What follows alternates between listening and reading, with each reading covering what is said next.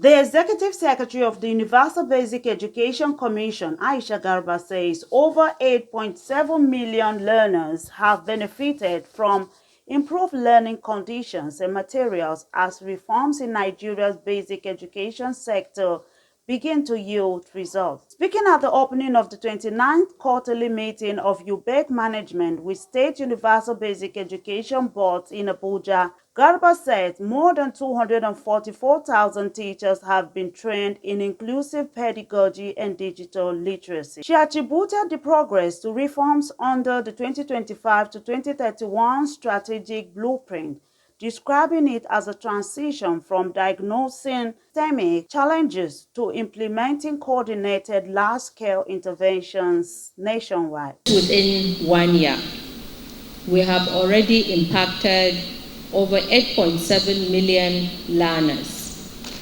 These are students that have benefited from the instructional materials distributed, the improvement in learning conditions, the wash facilities, the furniture,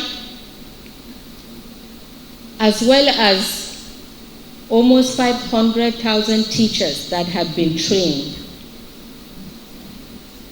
These gains represent meaningful progress towards improving learning outcomes across the basic education.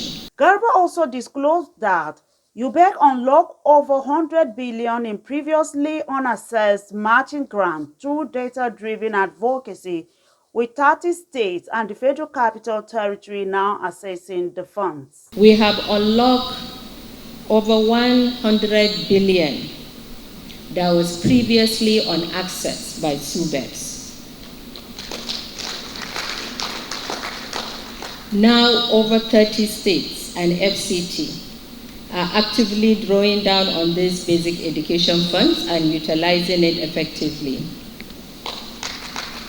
We have adapted to the evolving needs of the basic education, and I'm pleased to announce that the matching grant guidelines, the revise, is now finalized. We have more of a flexible matching grant, effective, more transparent, that is fit for purpose. In his remarks, the chairman of the SUBEB in Kwara State and dean of SUBEB chairman Shehu Adaramaja acknowledged the ambition of the digital reform agenda, but cautioned about practical challenges. When digital tools and integrated information systems are properly embedded into our process, something begins to shift. Information flows more steadily. Planning becomes less dependent on guesswork.